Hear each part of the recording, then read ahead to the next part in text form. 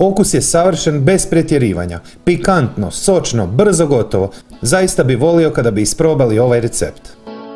500 grama mljevene svinjetine, može but ili plećka. Zbog brze pripreme i neodležavanja mesa dovoljno dugo u hladnjaku nakon marinade, začina, koristim svinjetinu, a ne junetinu, koji ipak treba duže da omekša preko noći. Inače na mom kanalu imate 10-ak verzija pljeskavica sa različitim vrstama mesa. 2% soli u odnosu na količinu mesa, znači 10 grama. Papar.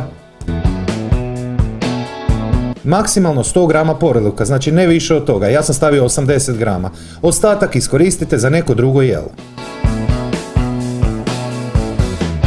Dosta listova peršina.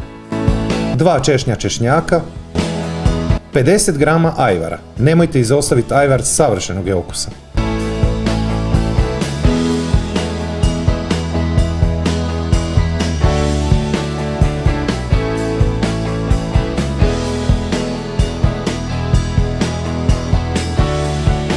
Spremiti u hladnjak barem 20 minuta. Za to vrijeme pripremite umak. 180 do 200 grama kiselog vrhnja, znači standardna čašica. 10 grama senfa. 50 grama majoneze. 50 grama kečapa. Papar. Odlična opcija ako imate pola male žličice sušenog kopra, negdje se kažu mirođije. Ali budite bez brige, umak će biti zaista odličnog okusa i bez njega. Oko 3 do 4 manja kisela krastavca. Spremiti u hladnjak do upotrebe.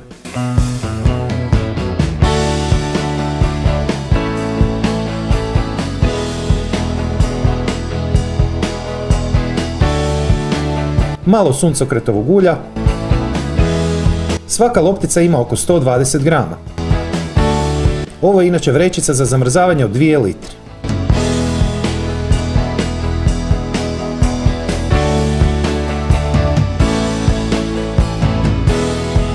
Dobro ugrijati roštilj tavu, malo ulja,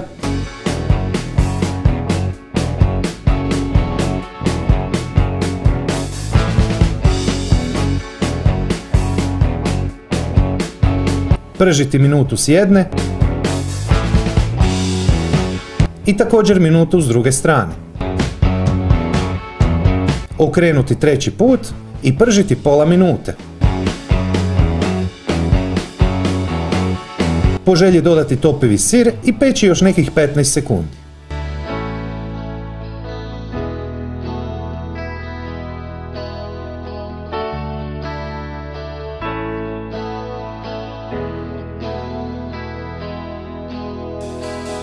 Po želji dodati zelenu salatu i rajčicu.